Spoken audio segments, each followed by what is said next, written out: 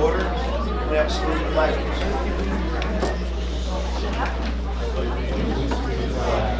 United States of America, and to the republic for which it stands, one nation, under God, indivisible, with liberty and justice for all.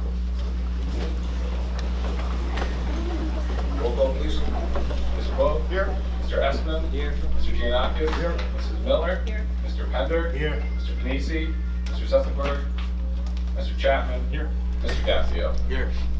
In accordance with the terms of the Sunshine Law, adequate notice of this meeting was posted in all school buildings, the administration building, borough clerk's office, public library, 3 newspapers, and tap into on January 7, 2025. Please be advised there is no smoking on school grounds inside or outside at any time.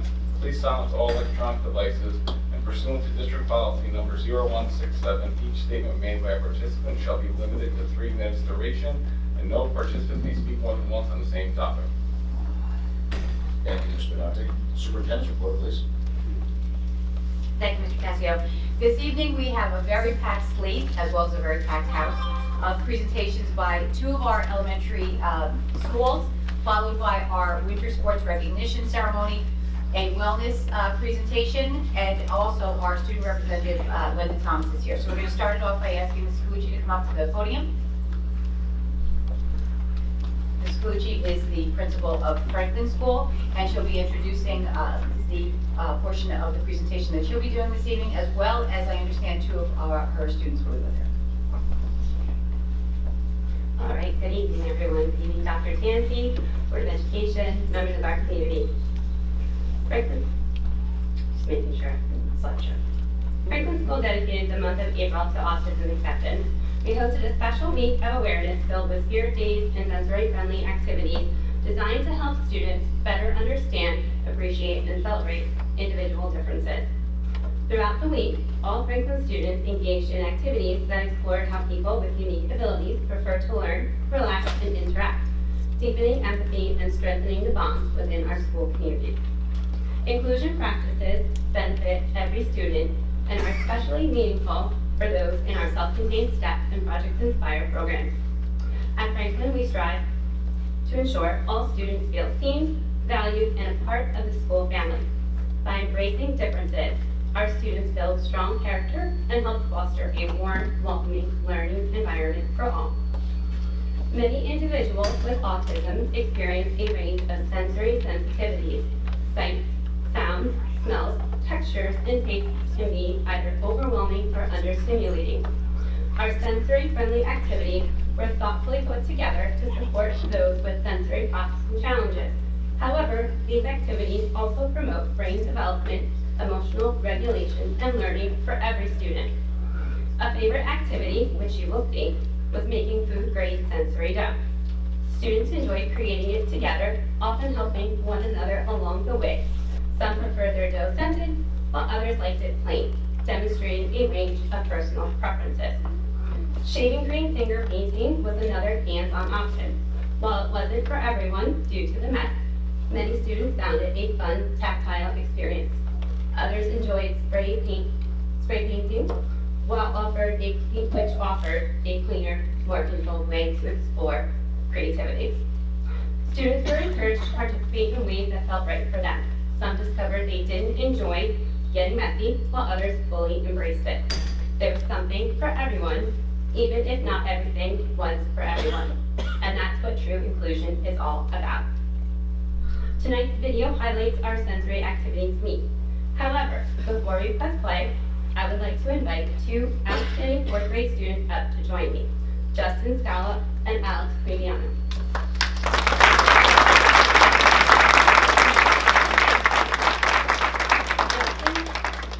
Justin and Alex are 2 young men who have emerged as leaders and friends, embracing inclusion and playing a key part in helping some of our STEP students feel welcome, supported, and truly part of the Franklin community. They would like to share a little bit about their experiences.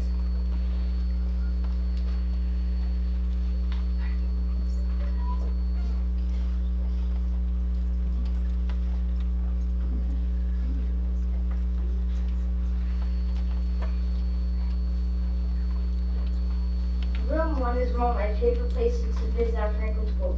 It is not a regular classroom. It's kids with abilities that we don't have, but they have abilities they need to have. It calms down our day because if we are having a bad day, they're going to get it off their mind.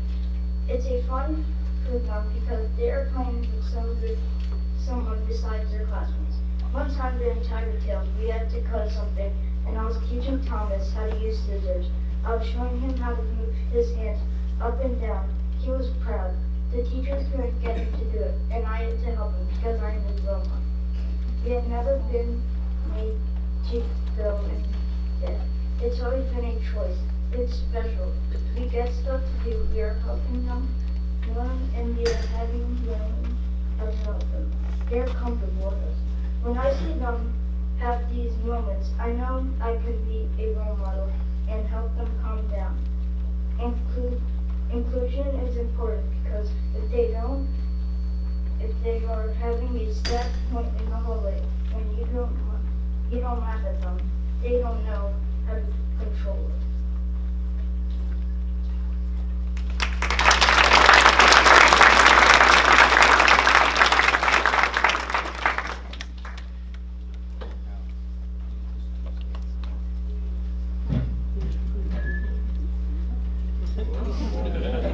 Sometimes people think it's scary when people are different because they think they will get hurt, but they really are really nice. They get mad at some things that people won't, but you can help them calm down the situation when I see them have these moments. I know I can be a role model because I help them to get where they need to be.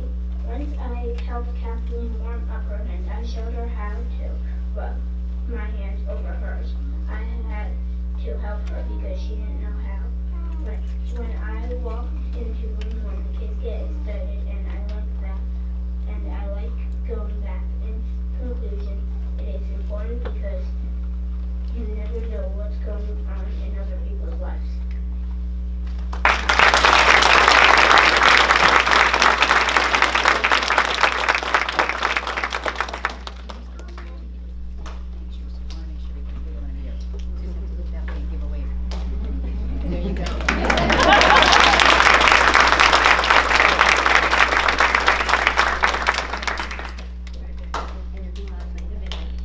Do you want me to stand on this?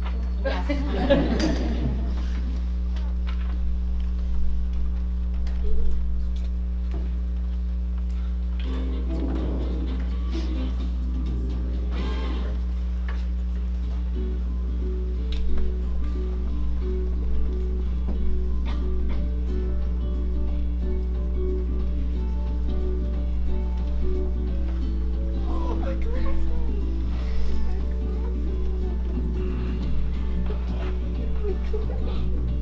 Wait, that's my classroom.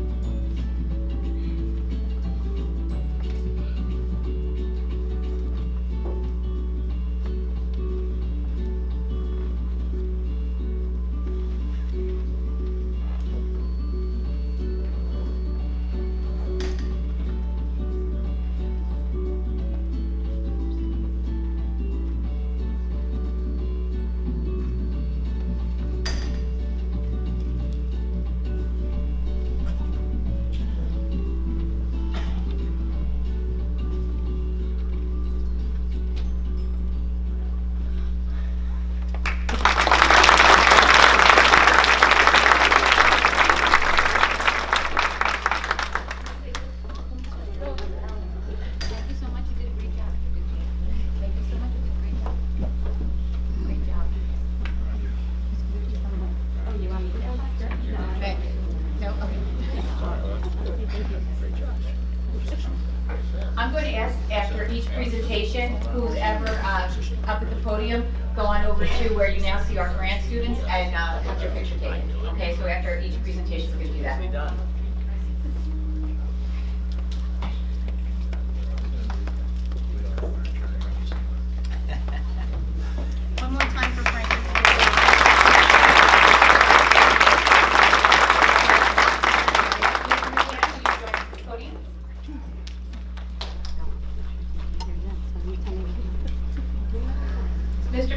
is here this evening, the principal of Grant School, along with some of the members of the drama club who are going to perform a couple of songs from us from Alice in Wonderland.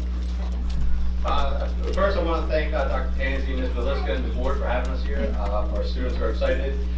At Grant School, we have a lot of clubs and activities, but definitely one of our most popular is our drama club. We have phenomenal advisors, Ms. Eicher, Ms. Madeline, and Ms. Pataucci. They've done a fabulous job, and you're going to get a little glimpse of Alice in Wonderland. Take it away.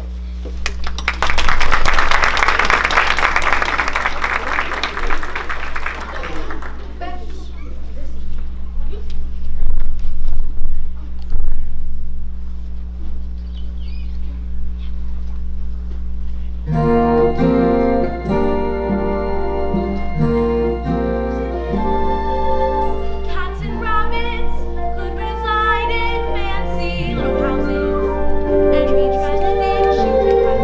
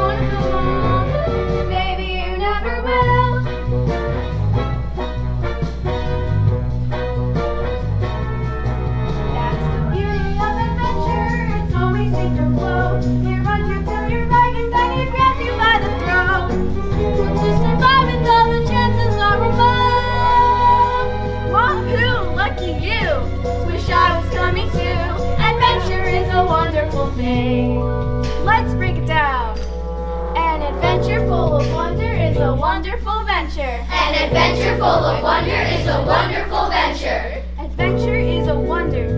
Tutor or a threader? No, it's sweeter. It's a wonder. I'm a sunder, but it's fun. Her journey's an adventure. Will you venture? Sure! A-D-V-E-N-T-U-R. I am. W-O-N-D-E-R. We are. We are. W-O-N-D-E-R-F-U-L. W-O-N-D-E-R-F-U-L.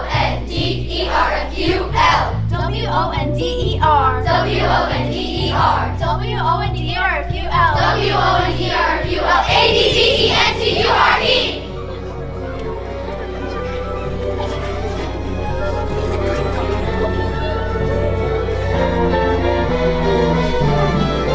That's the beauty of adventure, the trembling and the dread. I can't think of another thing I'd rather do instead. Perhaps you could join me? No, you go ahead. Wahoo, lucky you, tally-ho and toodaloo. Ready now, double chin, chest out, and tummy in. Make a fracas, have a fling, drop a postcard, give a ring. Get that let out time sling. Whoop-dee-doo and bada bing. Adventure is a wonderful thing.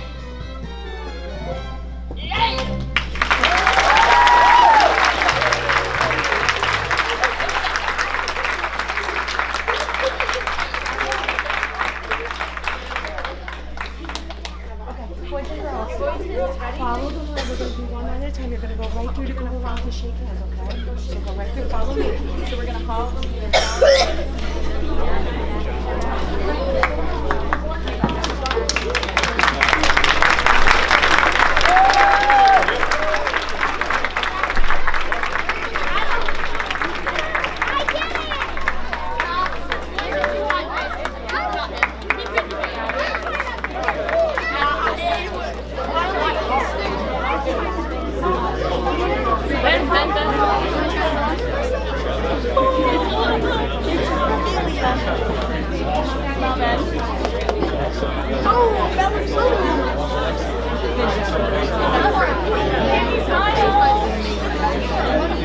How do you?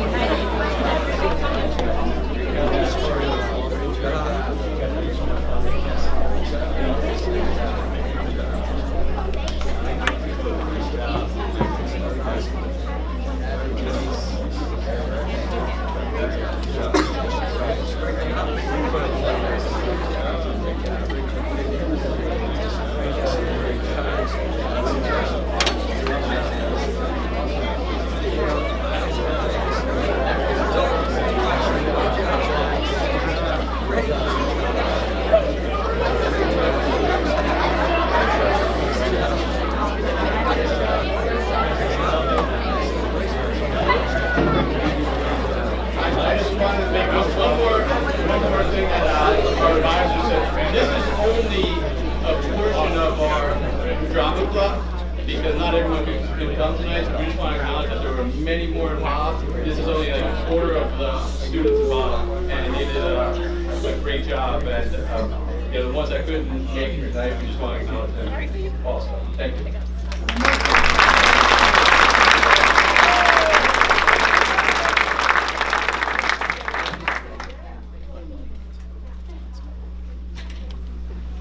Well, we're having a picture taken over there. I'm going to ask our athletic director, Sayanta, to come on up. This evening will also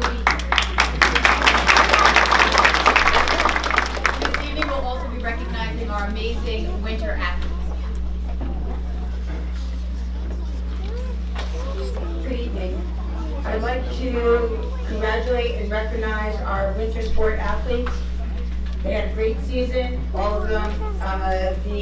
The biggest issue tonight is that most of them are spring athletes also, so a lot of them are not here because they're at games right now, especially the track team, they're at the GNCs. So, but we will give them their certificates tomorrow.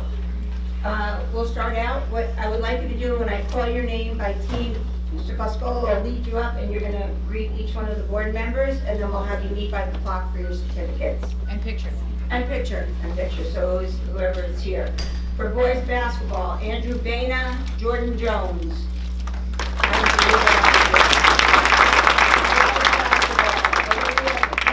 Samantha Mensch, Stella Swan. Sweeney.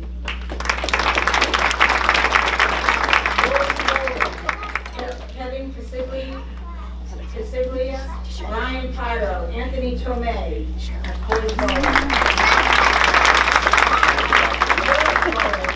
Angela Sesko, Grace Ann Farrell, Tina Gerard, Juliana Jordeo, Paige McCauley, Logan Orcutt, Pooja Reddy, Caitlin Singh,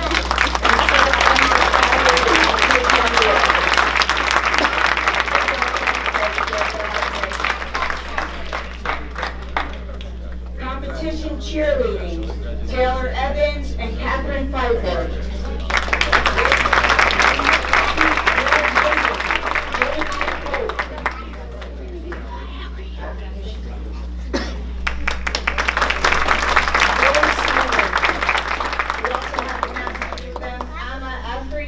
Justin Andrade, Isabella Bagshaw, Anush Basant, Riley Billing, Nathaniel Bush, Brandon Calderon, Corey Calderon, Juliana Ferreira, Blake Greco, Cooper Haspel, Tony Ho, Jimmy Lynn, Isaiah Malapi, Zachary Orline, Ashra Pedapati, Victoria Pereira, Tyler Fan, Lavaba Rafi, Brooke Ramirez, Jaden Rivera, Ethan Sarai, Samantha Singh, Noah Soto, Daniel Schwartz, Vincent Tran, Juan Salazar, Joshua Wilson, and Alexander Wardle.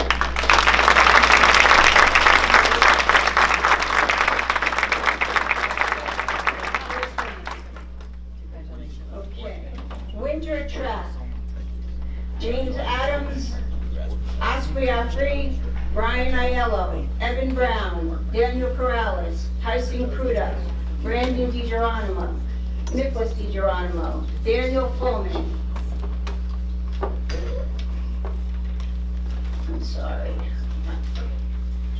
King Hills, Jaden Jones, James Katzingris, Carter Legato, Matthew Lusol, Jordan Magazine, Aiden N, Kyle Nugent, Connor O'Rourke, Brody Rinaldi, Jaden Rowland, Kyle Rosenkrantz, Alexander Rowlands, Hayden Soto, Aiden Sweeney, Nathan Stats, Christopher Vautrin, Zachary Vautrin, Christopher Wong, and Coach Chris Fish was the Blue Division Coach of the Year.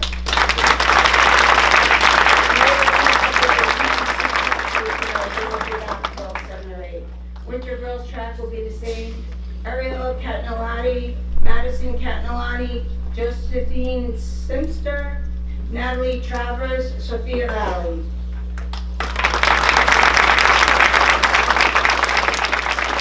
Boys wrestling, Ryan Ballin, James Birmingham, Jacob Billen, Ryan Blackwell, Justin Culver, Nick Azari, Alex Pena, Jose Rodriguez, Joseph Stanzione, Logan Stockel, Emmanuel Torres.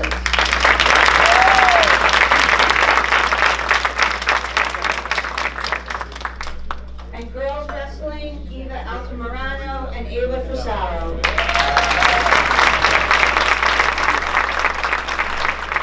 Congratulations to all of our athletes and coaches. I am sorry that most of them couldn't be here due to baseball tonight and the GMC track. Congratulations again.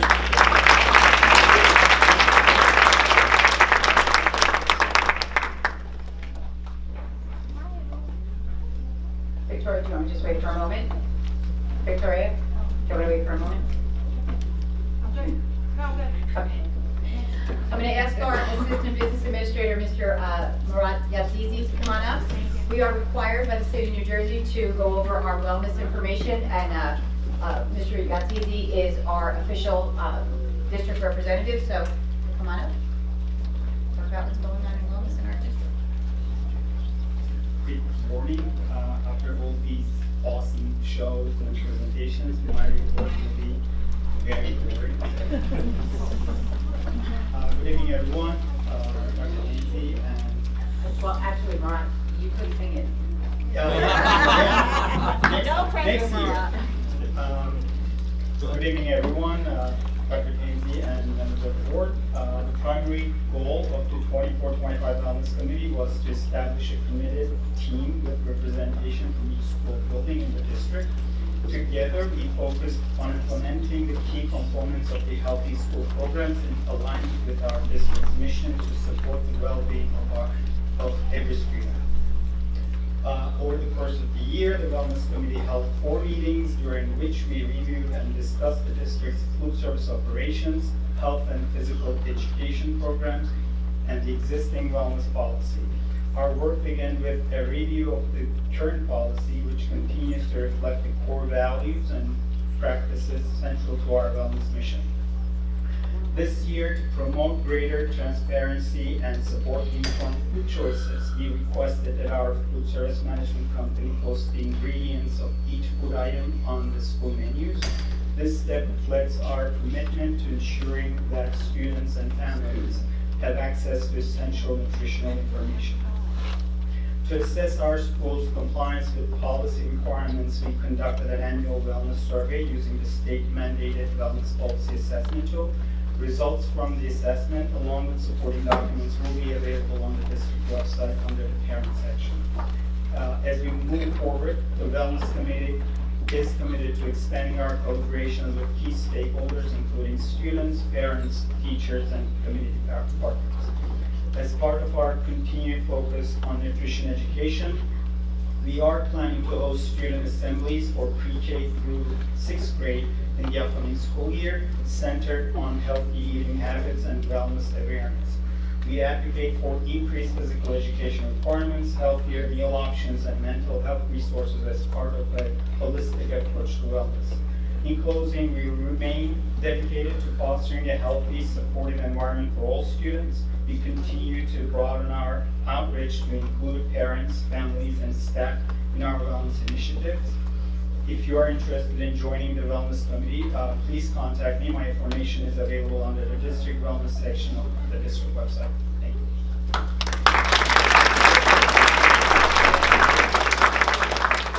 We also have one more presentation. That presentation this evening is from London Thomas. London Thomas is the president of the sophomore class, and she's involved in several of the clubs that are happening at the high school. The Black Student Union, the Drama Club, GSA, the Chamber Orchestra, and the robotics team. Linda, we all want to hear about what's happening in high school. Okay. Good evening, everyone. As you know, I'm Linda Thomas, and I'm the president of the sophomore class at SBHS High School. I'm an honor roll student. I do a wide range of activities like swimming, drama club, track and field, orchestra, Black Student Union, and many more. Some important updates and activities happening in the high school are following. Last week, 9th and 11th grade students participated in the NJSLA testing, science for 11th grade and math and ELA for 9th graders. The SBHS Spring Concert was held last Thursday, May 1st. AP testing started Monday, May 5th and ends on Friday, May 16th. Teacher and Staff Appreciation Week is this week. And it's student-led, and the student leader club is showing their appreciation for teachers of SBHS. On Tuesday, May 6th, snacks were offered to teachers during L1 and L4 in the Information Center. The leaders will also host an ice cream party on Friday, May 9th, which will be set up in the staff cafeteria during L1 and L4. Today was the last day of Heart Farms, a program run by our Transition Academy. The farm was busy with the last 3 Wednesdays offering beautiful flowers and young pies.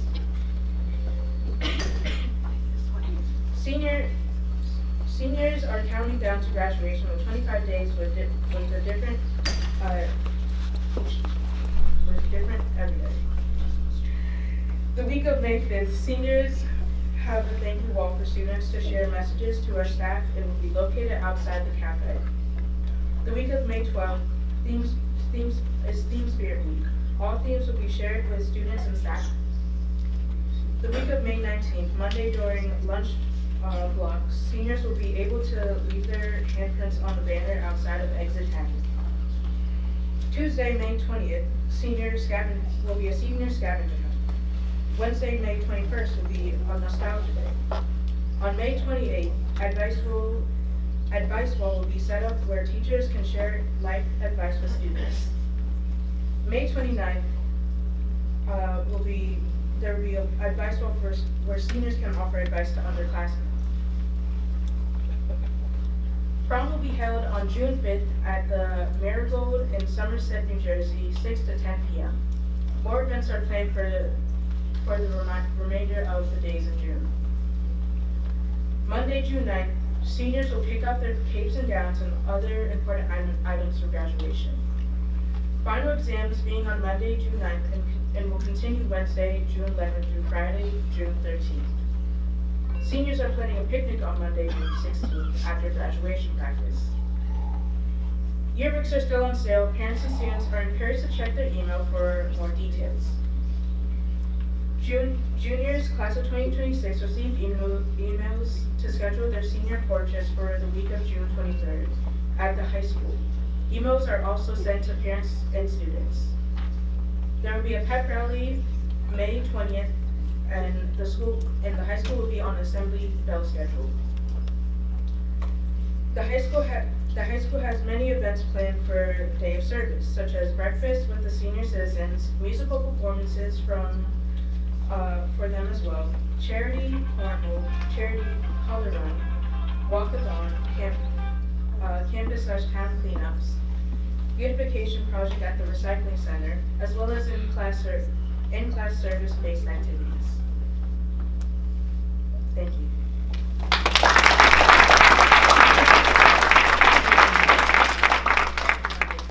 Great report.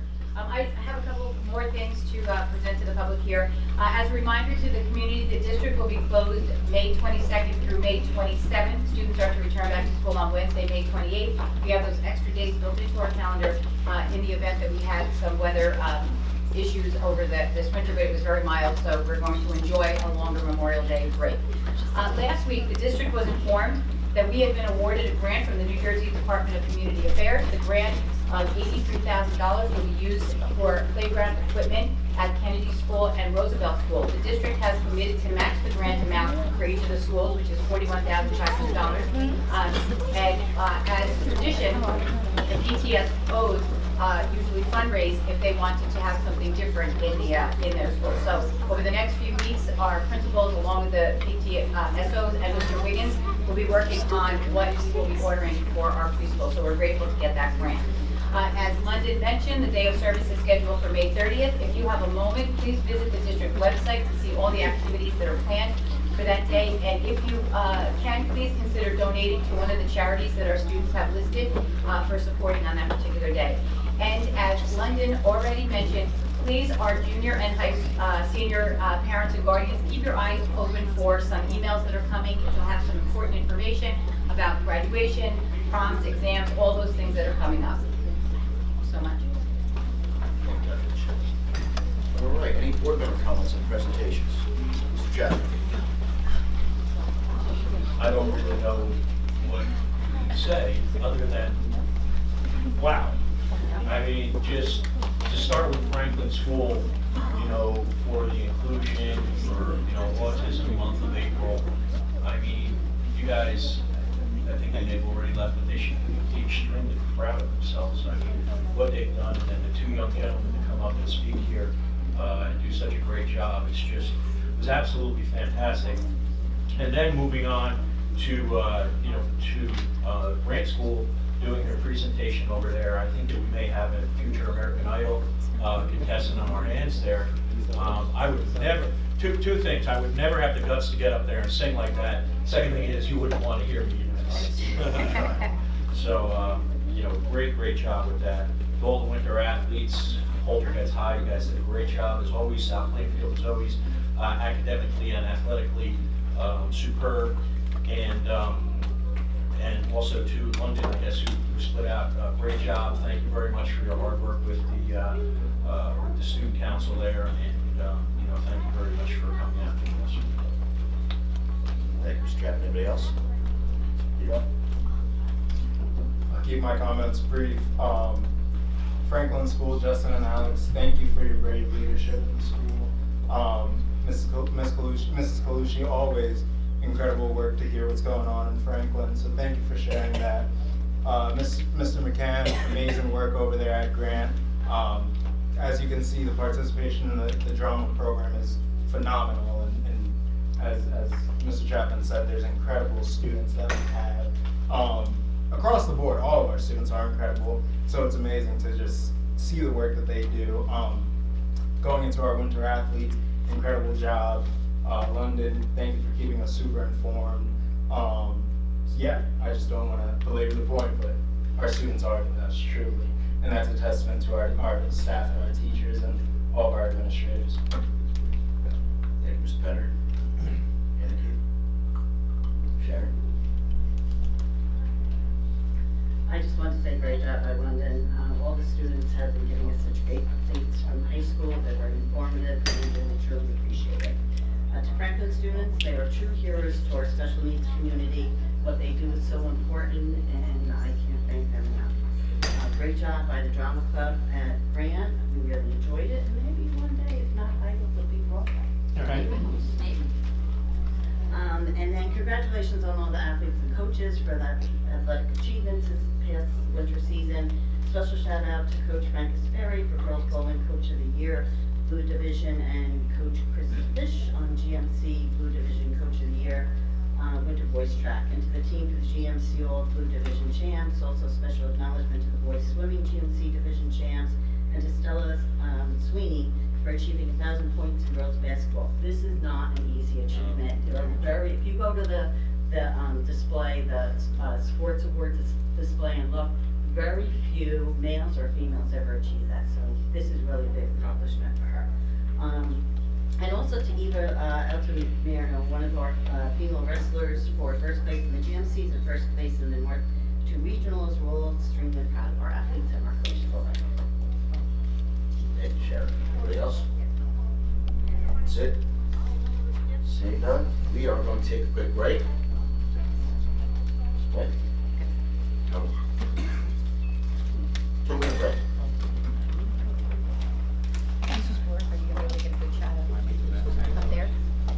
For the budget? Yes. We just got They have to set up. Yeah.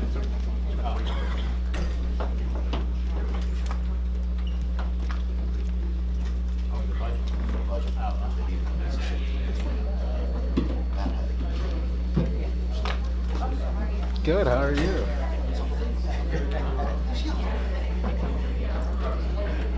Yes. It should really be blocking. No, I think Right? It should be blocking the plug. It should be bringing head plug. That's so nice. You play on Hey, it's always good to be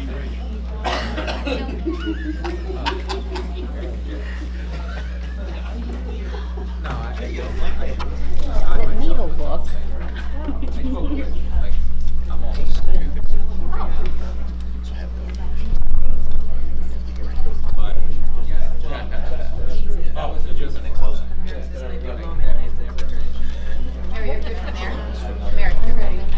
Hi, Miss Madeline. I will be right.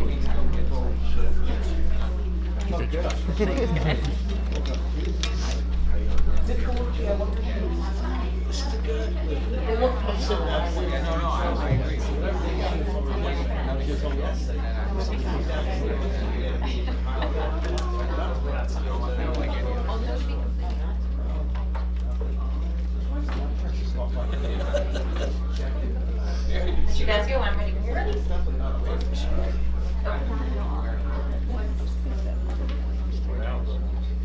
Mr. Piscola? Can't start without the VA. There we go.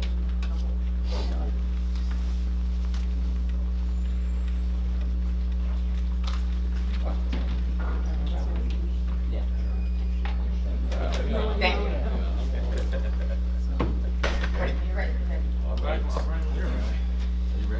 All right, can I get a motion to open the 2025-26 public budget hearing?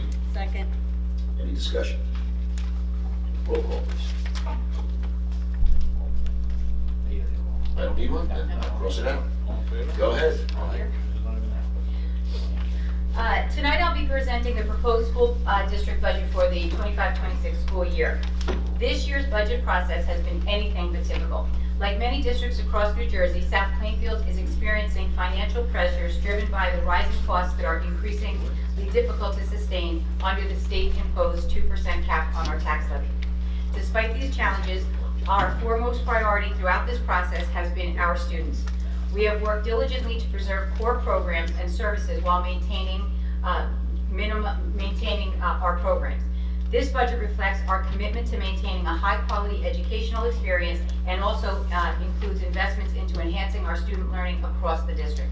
I just wanted to take a moment to acknowledge all that worked on this budget. Our central office staff, Assistant Superintendent Mary Meliska, our Business Administrator, Mr. Benanti, our Assistant Business Administrator, Mr. Yatsitsi, and all that were involved in this, the directors, Mr. Cerullo, Dr. Goldman, Mike Estrada, Mr. Wiggins, Mr. Brandon. We painstakingly went over all of these items over and over again to make sure that we were moving our funds into areas that would best serve our students.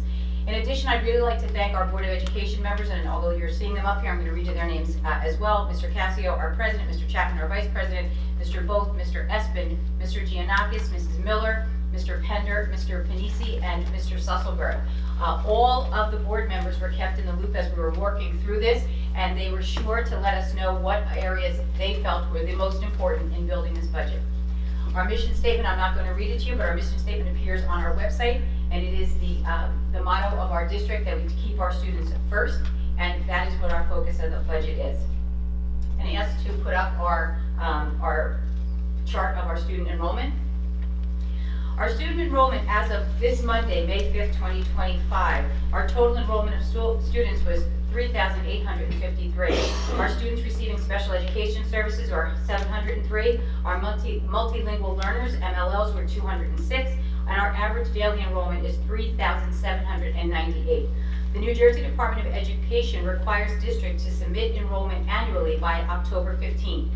These figures fluctuate throughout the school year due to student transfers, and importantly, many incoming students who may require additional services such as special education, language supports, or transportation, all of which impact the district's budget. Our next slide is where we talk about our district employees. Currently, the district employs 665 individuals in both certified and non-certified roles throughout the district. For the school year 26 budget, we are reducing staff by 24 positions. These reductions were achieved through attrition, non-renewals, and resignations, and were carefully managed through staff reassignments and consolidations of under-enrolled classes at the middle school and the high school. The board strongly advocated for a budget that minimized impacts on the students. However, it is important to note that future staffing reductions will likely require formal reduction in force, or a RIF, as we have exhausted every possibility for less disruptional options moving forward. Again, this has to do with the 2% cap, so I want you to keep that in mind as we move forward. I'm going to move this over to our operating budget. This chart shows our current year budget that we're working in, so our SY25, this is the year that we're in, and what it looks like for SY26. This budget shows that from line to line, between salaries and benefits, transportation costs, special services, maintenance and energy, capital security, technology projects, general technology, curriculum, other areas that we fund through the district, we have a total this year of running on $75,524,490, and next year it will be $80,237,490. That left us in a deficit of almost $5 million. We move forward. It's important that you understand how the budget is developed. As I mentioned, school districts in New Jersey are limited to a 2% annual increase on the tax levy, with potential waivers available based on healthcare cost increases, enrollment growth, or bank capped. For school year 26, I want you to take a look at this. School year 25, again, this is the year that we're currently working in. Our tax levy, which means it's paid for by the local taxpayer, is $56,637,929. With the 2% increase, that raises the taxes to by an additional $1,132,000. The subtotal there made it just about $58 million, $57,770. We were able to take advantage of the waivers, adding an additional $2,159,744, making our total tax levy $59,930,432. What does that mean exactly? So we're going to move this up. Sorry. Give me just a moment here, I apologize. Gotta make sure that I'm on the right thing with all of you.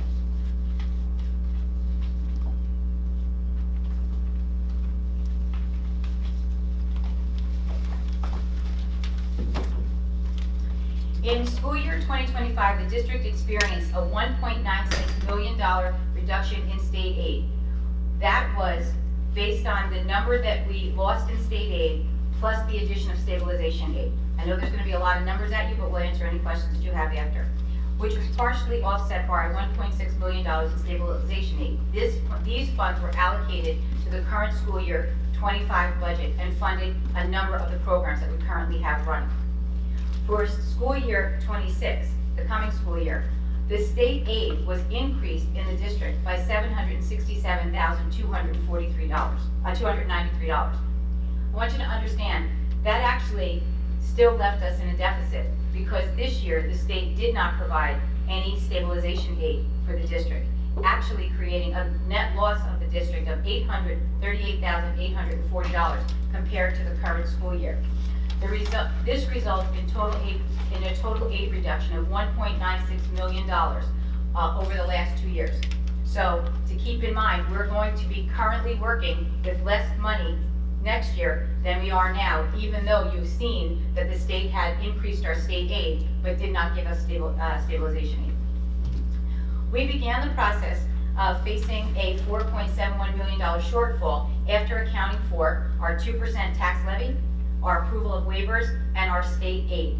We are left with a total budget deficit of $2,259,337. I have to apologize here because I numbered them on this one. Okay, here we go.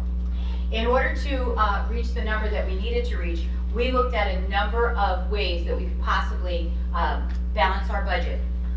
We looked at eliminating positions far beyond the 24 that I've already mentioned to you from the school year 26 budget. We also instituted a hiring freeze. We were moving forward with implementing a tiered busing system and revisiting the start and release time of students that would allow us to bring back some of our out-of-district routes. We delayed a full implementation of an elementary reading program.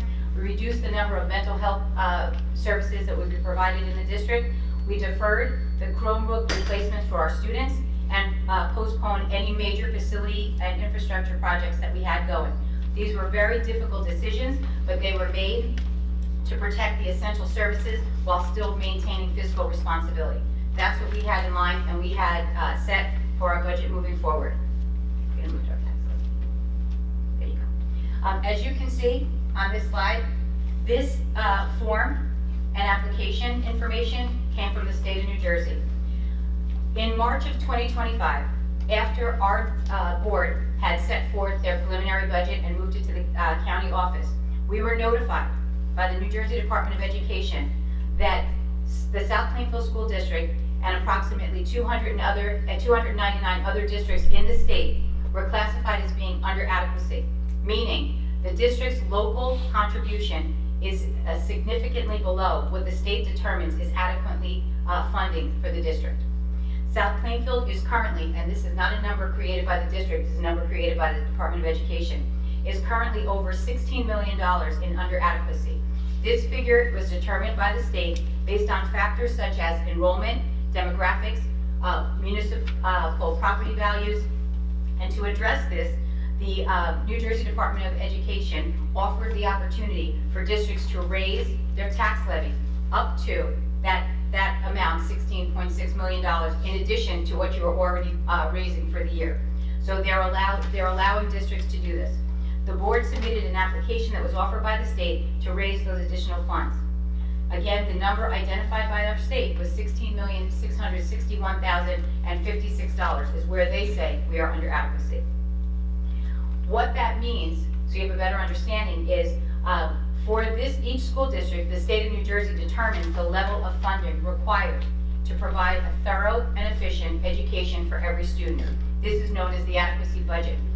The state then calculates the local cost share, which represents the amount it believes the local community can contribute through taxation. If the local cost share falls short of the adequacy budget, the state provides the difference in equalization aid, unless they believe that you are not paying your fair share. So that's where we are now. That is what they're saying we are not doing here in South Plainfield.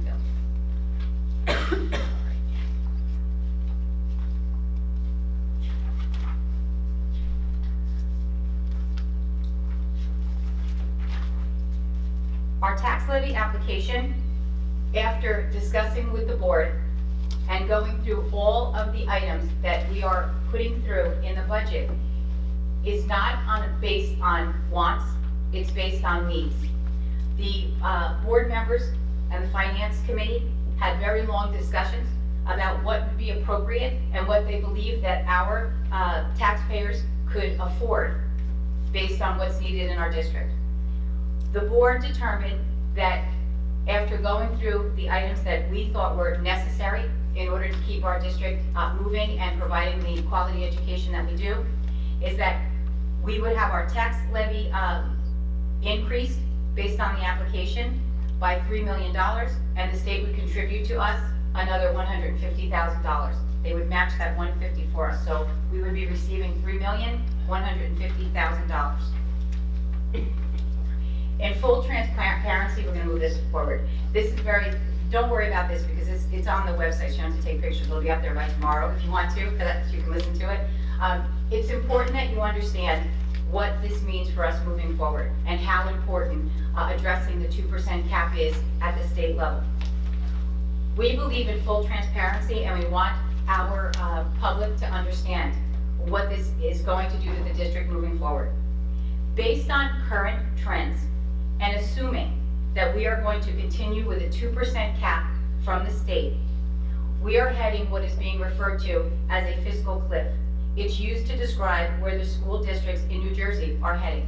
Some of us have already reached it, some of us are approaching, and some of us can see it in the not too far off distance.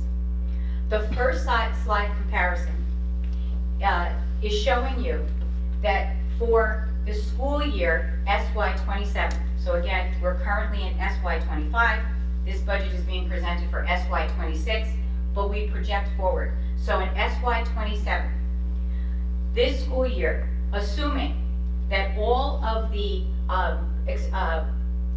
costs for the district only increase by 2%, and that we are only allowed to increase 2% moving forward, in the school year 27, we project will already be $350,000 short.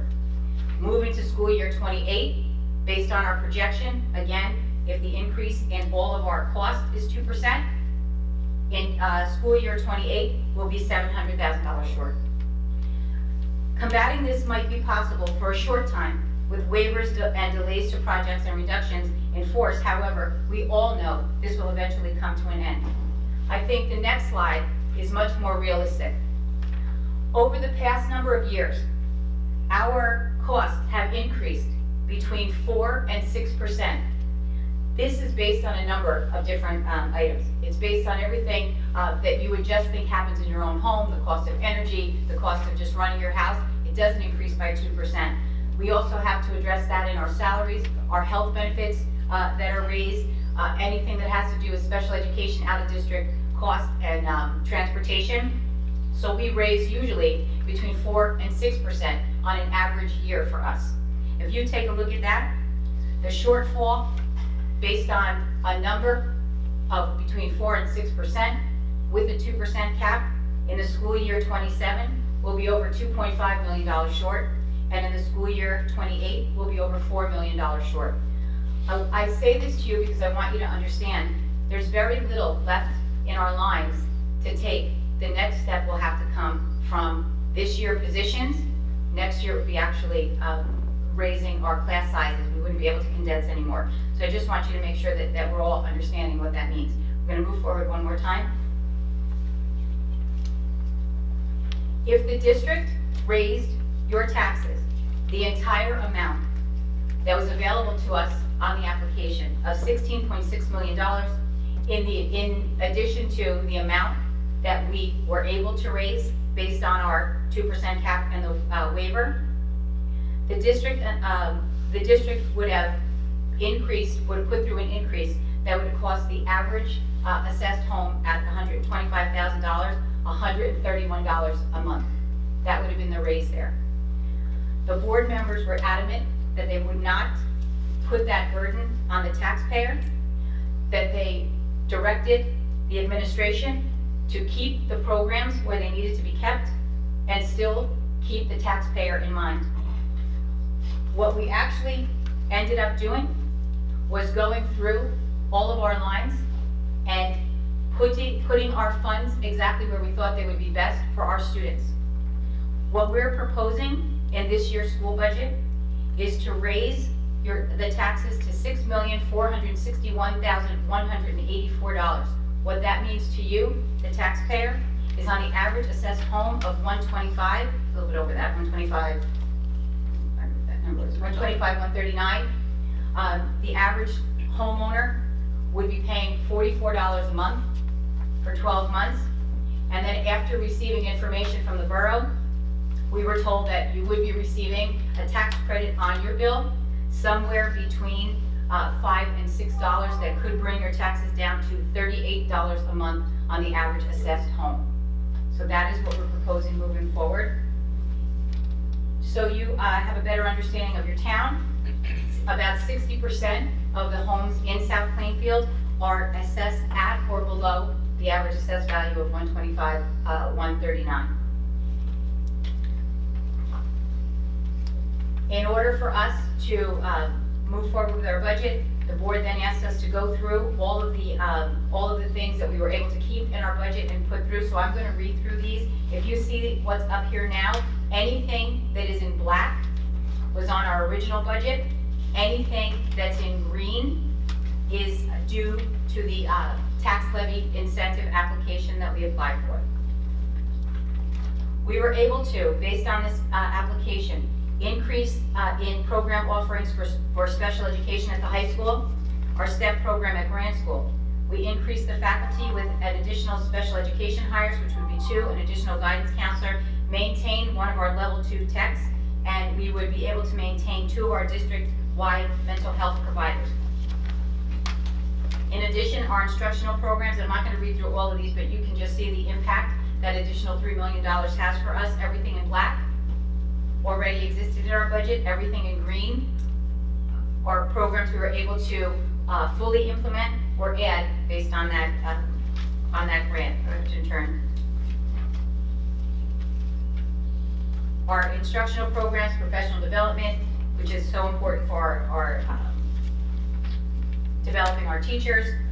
Again, for our special education, we were able to provide additional supports for professional licensed mental health programs, additional funding allocated to our out-of-district and tuition and transportation, the expansion of the STEP program. We were able to maintain all of our sports and extracurriculars throughout the district.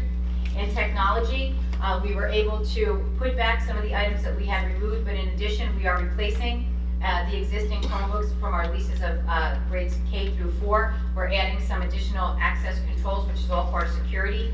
We are adding 3 additional SLEOs, one that will be placed at Grant, one in the middle school, and one in the high school, so that we will have a fully staffed SLEOs, as well as we are still maintaining our SROs, which is a very important part of our district.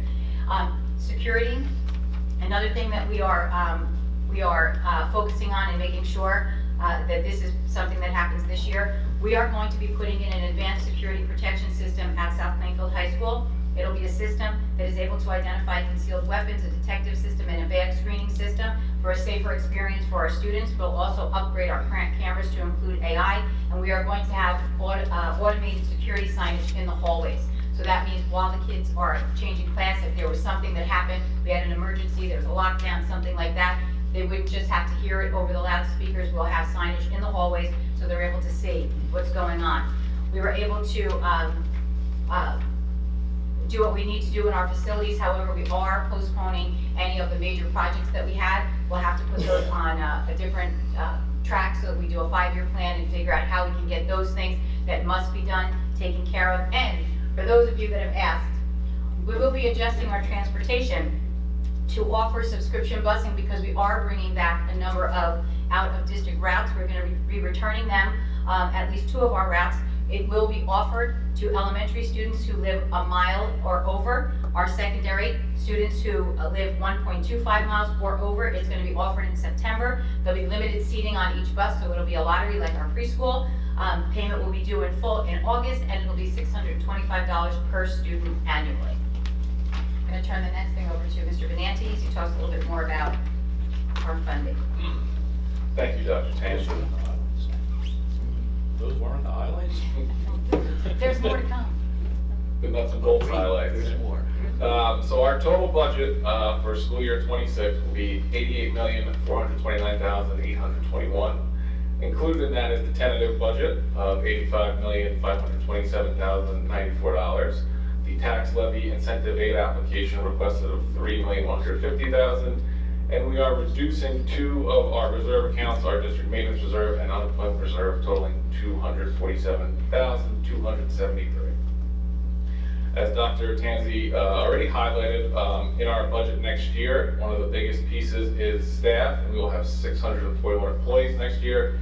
The second biggest piece is our health care, and projected by our insurance broker, we will have a 16% increase in next year's budget, and special services costs continue to rise at 5% for next year.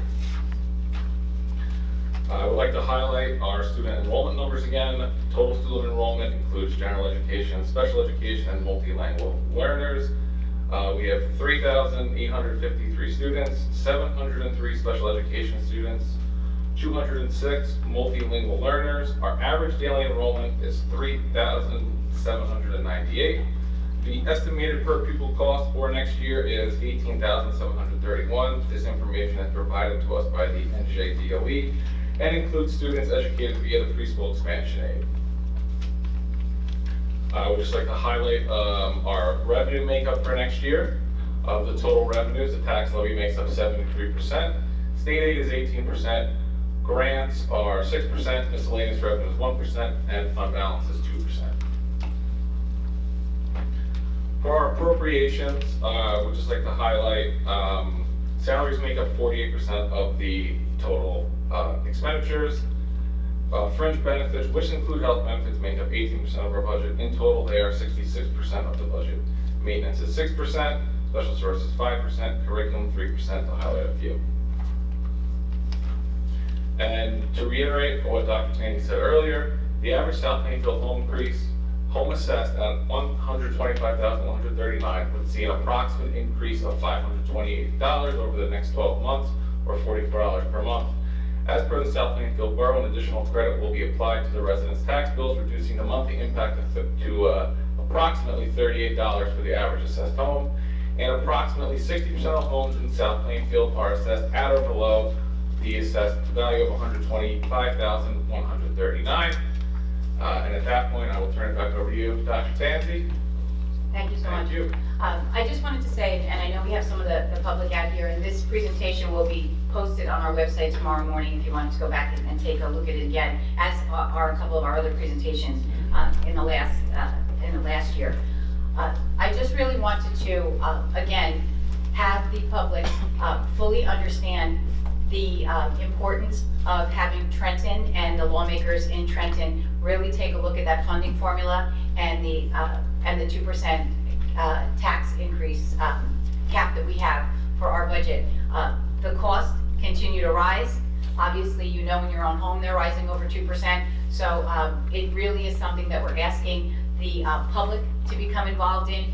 I am in Trenton having conversations. I know that we have our board members here that are actively involved, working with our lawmakers to see if there's something that we can do in order to, alleviate the pressures that we have on the school district and in turn on our taxpayers. So again, we're dedicated and committed to making sure that our public is fully informed on what's going on with our school budget, and we're going to ask you in the future, and the future is now, to please make sure that you have conversations and you reach out to your local politicians, your state politicians. For those of you who are on social media or just, watch News 12, watch the regular news, it's one district after another in New Jersey, what is happening with their budget. So we're doing what we need to do here, and we're going to ask that the public please support us and do what we need to do in order to get that changed in Trenton.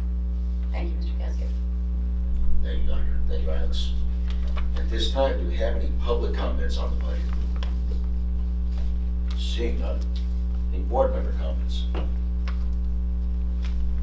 Mr. Chapman? I think it's really important that the public understands how difficult of a decision this is. I see that 60% of the houses in the community, in the borough and township, are assessed at or below the average value. The homes in this town have not been valued since 1986. That also means that the commercial properties have not been valued, again, since 1986. So the average home in town is trading, when I say trading, selling for about 4 times its assessed value. The average commercial property is selling for anywhere between 7 and 10 times commercial value. What that means to you is that the homeowners are bearing a larger burden of the tax liability than the commercial properties are. We have to, and I know that the Borough Council has scheduled in their calendar to have a evaluation done coming up. I'm very appreciative that that's going to be done. But it's my belief that when that is done, I think that all the individual homeowners are going to have a reduction in property taxes. Because you have one example is a property that I looked up, 800 Montrose, and it's on the corner of Montrose and South Clinton. They just built this big, I believe it's going to be a warehouse there. That property sold for $14.6 million, assessed at 1.4. Okay, so that's a problem. So what we need to do is hopefully, when they do the revaluation, which I know they've committed to do, I'm very, very happy to do that. I think that you're going to see a turn a little bit. So it's currently a little bit painful for the taxpayers, especially those of us who, our tax liabilities are higher than the average assessed amount. We're going to feel it. There's no doubt about it. But I think that as we go on, and as Dr. Tansey showed and Mr. Venanti showed in the budget, is the tax levy increase this year is a temporary fix, folks. Okay? Don't fool yourself to believe that 2 years from now, we're not going to be in a jam, because we are. Because even the projections out there that they ran at 4 to 6%, I appreciate that. I don't find them to be realistic. Nobody's budgets at home have gone up only 4 or 6% in the last several years. And with the cost of healthcare going up at the rate that it's going up, the salaries going up, people have to get paid, and they have to get paid a wage that keeps them up with the cost of living increase, right? Your purchasing power has to be the same. So we have to treat our employees with the respect and compensate them at a level in which they're entitled to be compensated at. And that's a very, it's a difficult thing. And you see on social media, and it amazes me the amount of comments that I try not to pay attention to on social media. You'd think this room would be filled with all the critics that were out there on social media. What goes into building this budget is no easy task. And making sure, you have to understand something. You see comments, people are like, oh, you have too many people working there. Sure, okay. You want to lose your job? This is unrealistic. We're very concerned. We don't want to have reduction in force. There's people whose households and families are dependent upon the salary and the income that comes from their employment in this school district. It has to continue on going forward. They say unemployment rate is what? Unemployment rate in your household is either 100%, 50%, or 0, right? Either both people are working and it's 0, one working, one not, it's 50%, both not working, it's 100% unemployment. So, I just want you to know that the board and myself as the chair of the finance and the finance committee, we take this stuff really, really seriously. And we work really hard. And I want to remind everybody out there, because I think sometimes things get lost and they get forgotten. A bunch of years ago, we asked you guys to trust us to do a $28 million referendum, right? 28 million? $28 million referendum where we improved the facilities, we upgraded things that needed to be done, windows, and a lot of stuff that was neglected for years and years and years and years. What this board did so diligently was we watched every single dollar, that we did something that was completely unheard of. People were amazed. We returned money to the taxpayers when we were done, because we didn't need to spend all $28 million. We had excess, we returned it to the taxpayers. So if you don't think that this board is really conscious and paying attention to your dollars, your hard-earned dollars, and by the way, everybody up here lives in town, except for the attorney, lives in town, and we all pay taxes too. So we're all seeing an increase as well. So I just wanted to, to say that and bring it to everybody's attention, and for everybody to truly understand, nobody up here takes this lightly. We're very, very serious about this. Our job is to make sure that we highly educate our children, because they are the future of everything that's going to go on around here, as well as take care of our taxpayer dollars. Thank you, Mr. Cassio. Thank you, Mr. Chapman. I just have a question. Anybody else? I just have a question. Does anybody know if we have pilot programs in South Plainfield? We do not. We do not, okay. And has anybody considered, I know we can't make them do it, but has anyone considered approaching some of the developers who are really doing massive buildings in this town about contributing to the school district, since we will be, could potentially have a lot more kids entering our school district because of all these, properties that are being built? There's some questions we're going to get. There's some questions, there's legal implications, and that we can certainly talk about in closed session. Okay. Yeah. Anybody else?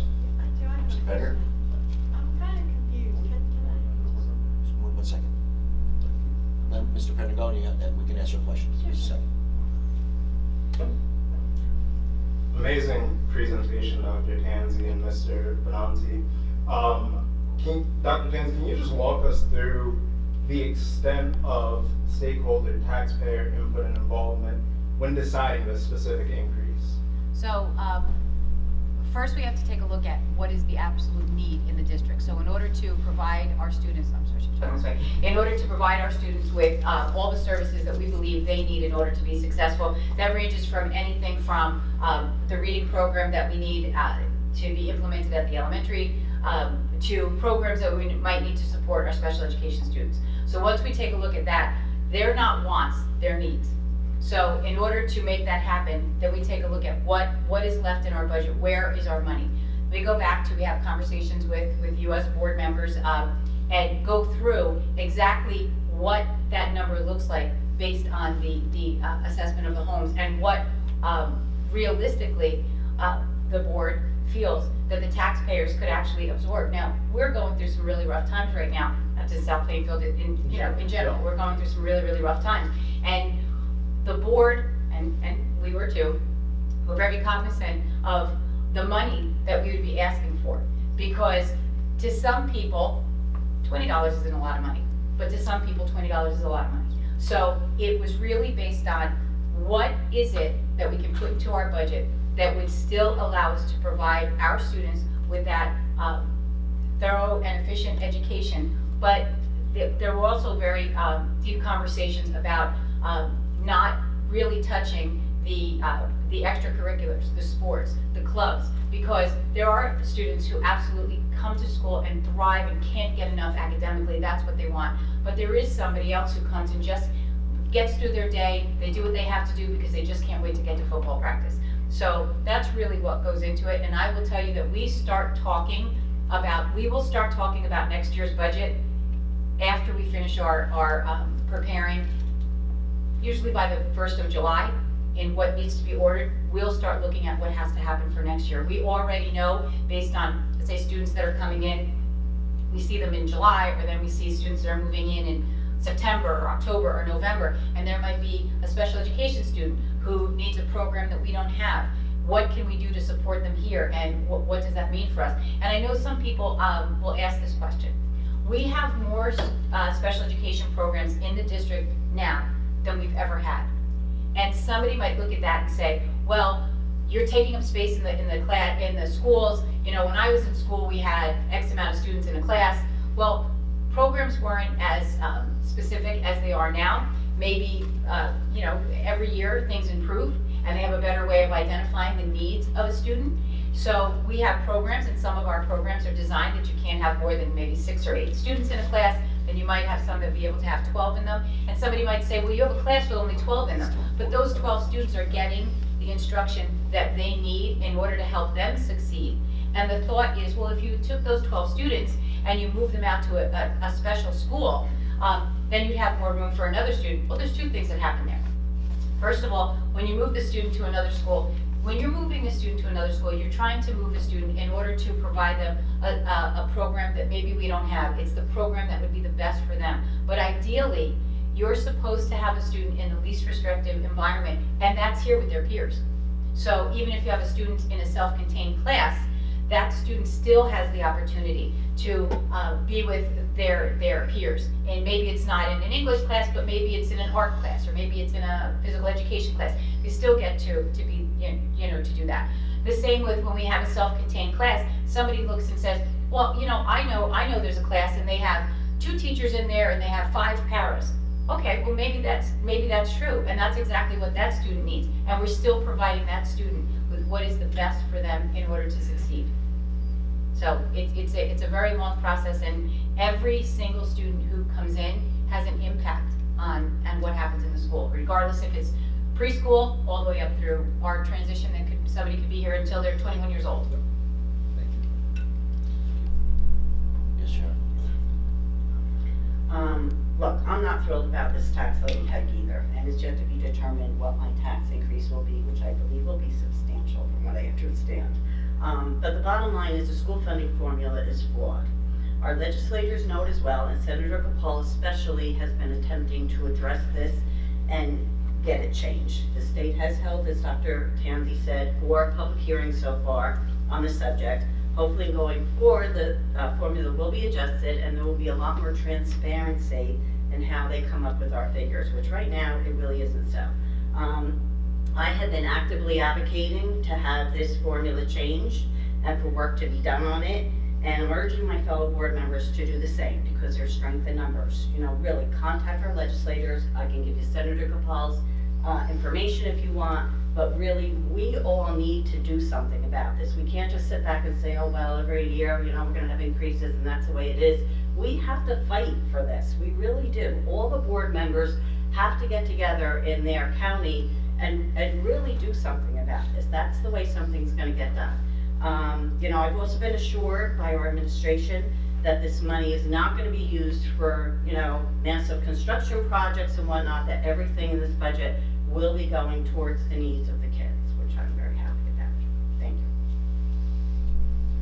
Ma'am, the public portion is closed, but I'm gonna let you speak because it's too important not to let anybody ask questions. I appreciate that. Can I go up there? Sure. Okay. Just your name and your address, please. Yeah. Hi, I'm Christine Lee. Just the motion. Down here? Okay, thanks. I'm Christine Lee and I live over at Atlantic Street. First of all, I'd like to thank everybody for their volunteer on being on the school board. My question is, and I'm sorry about before, but I'm very confused. Is it $44 per 127,000? Because many homes now in South Plainfield, which is amazing, are going for over $500,000. It doesn't go by sale value. It goes by assessed value on their tax statement. Okay, so it's $44 per assessed value? Yes. the Per assessed value. 100 or per? 125, 139. Okay, so 139. So and that's. No, 120. 125, 139. So if you go on and you look at your tax bill, you can actually go online, it'll tell you what your house is assessed for. Okay. It'll say, even though I don't know where you live, what your house looks like, you might sell your house tomorrow for $950,000. Your tax assessment, as Mr. Chapman had said, the town hasn't been assessed since 1986. Right. So your house may be assessed at $110,000 or $124,139. If your house was assessed at $124,139, your tax bill would be going up approximately $44 a month. You can see that right on your tax bill. Yeah, they usually do land and property, so combined or separate? Combined, it's combined. It's gonna be combined, so, all right, so that's the combined, all right, okay, thank you. Anybody else? Seeing none, let's see, we have to motion to close this, Second. Budget hearing? So moved. second? All right, all in favor? Aye. Very good. At this time, resolved pursuant to the Open Public Meetings Act, that this board meets in closed session at this time to discuss confidential matters pertaining to anticipated litigation or contract negotiation and matters of attorney-client privilege, also specific prospective or current employees and student-related matters. Be it further resolved that the matters discussed in closed session shall be made public as soon as the need for confidentiality no longer exists. So moved. Second? So moved. Second. All in favor? Aye. Meeting will be in executive session about an hour? A little longer? Hour and 15? Action will be taken. When I was jumping around, I didn't realize he saw. Roll call, please. Mr. Booth? Here. Mr. Espin? Here. Mr. Giannakis? Here. Mrs. Miller? Here. Mr. Pender? Here. Mr. Panisi? Mr. Chapman? Here. Mr. Casio? Here. We have some agenda additions. We have two additions to the agenda. Resolution number 1 reads, resolved upon the recommendation of the superintendent that student ID number 2024-1884 is suspended through the balance of the school year on home instruction. And be it further resolved that the student is not permitted on school property or to attend any school-sponsored events or activities during the suspension.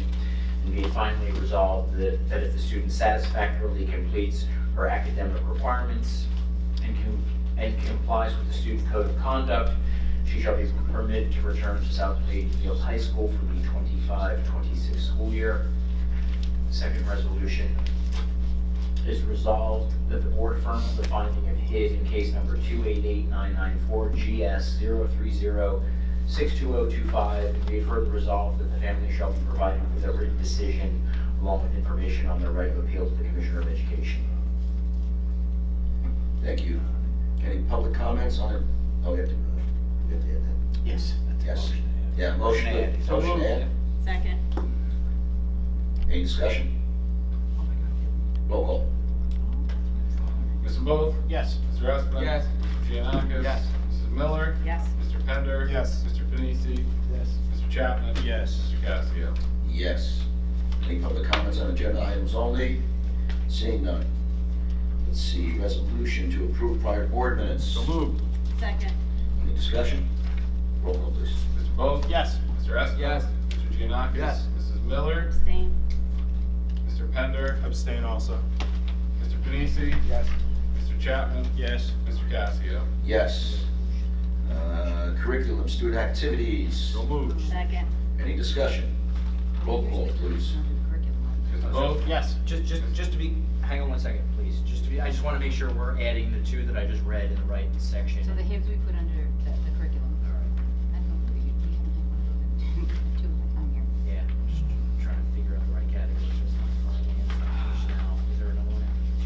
There's curriculum, there's curriculum, and Yeah, so Yeah, we'll put, put 'em in the- yeah. What page? So the, it's under curriculum. So the two I just read will go under curriculum student matters, which is Roman numeral 13. It'll be, they will be C and D under Roman numeral 13. Got it. Right. redo that again? Yes, sir. Curriculum, student activities. So moved. Second. Any discussion? Roll call, please. Mr. Booth? Yes. Mr. Espin? Yes. Mr. Giannakis? Yes. Mrs. Miller? Yes. Mr. Pender? Yes. Mr. Sesselberg? Oh, he's not here. Mr. Pender? Yes. Mr. Panisi? Yes. Mr. Chapman? Yes. Mr. Casio? Yes. 14, policy. So moved. Second. Any discussion? Roll call, please. Mr. Booth? Yes. Mr. Espin? Yes. Mr. Giannakis? Yes. Mrs. Miller? Yes. Mr. Pender? Yes. Mr. Panisi? Yes. Mr. Chapman? Yes. Mr. Casio? Yes. Personnel. So moved. Second. Any discussion? Roll call, please. Mr. Vogt. Yes, 15C, number 440, abstaining my spouse. Mr. Esplin. Yes. Mr. Giannakis. Yes, abstaining my family. Mrs. Miller. Yes. Mr. Pender. Yes. Mr. Panisi. Yes. Mr. Chapman. Yes. Mr. Casio. Yes, abstain on 15C35 and 15C53. To finance. So moved. Second. Any discussion? Roll call, please. Mr. Vogt. Yes, abstain on double F, number 3. If I choose to go to the conference, I will pay for it myself, no matter what the amended charge is. Mr. Esplin. Yes. Mr. Giannakis. Yes, abstain on myself. Mrs. Miller. Yes, I'm abstaining on F on myself. Mr. Pender. Yes, abstaining on myself. Mr. Panisi. Yes. Mr. Chapman. Yes, abstain on myself. Mr. Casio. Yes, abstain on myself. And let's see, any public comments? Seeing none, Rob, got anything to tell us? not seeing. Any board member comments? Seeing none. Oh, go ahead, Mr. Bender. Happy Mother's Day to all the mothers out there. Thank you. Anybody else? Saving us all. Seeing none, can I get a motion to adjourn? Second. All in favor? Aye. Those opposed? Meeting adjourned. I'll type these up and send them to you. Wow. That was good.